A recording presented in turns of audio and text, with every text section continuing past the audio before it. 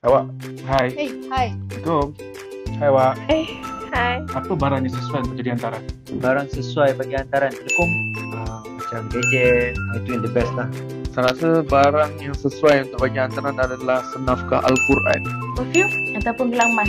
Itu je. Itu je. Selekong dengan Quran. Selain daripada itu, Bag coach. Macam barang yang kegunaan harian macam kasut, ais, bagi mesin basuh sebagai hantaran. ya, dadah dan telekom. Jimat. Perfume, wallet. Ada orang digital lah kan, macam phone. Even ada kot yang brand. Saya tengok pakai helmet. Atau zaman sekarang ni kan dah beban, mungkin lebih kepada package murah, atau boleh bagi toko emas. Itu yang sekarang lah. Saya ingin nak bagi rumah aja, tapi rumah tak boleh bagi macam ni kan.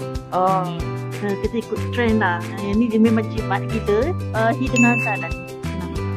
Disebabkan apa? Role kehidupan duniawi akhrawi semua di dalam.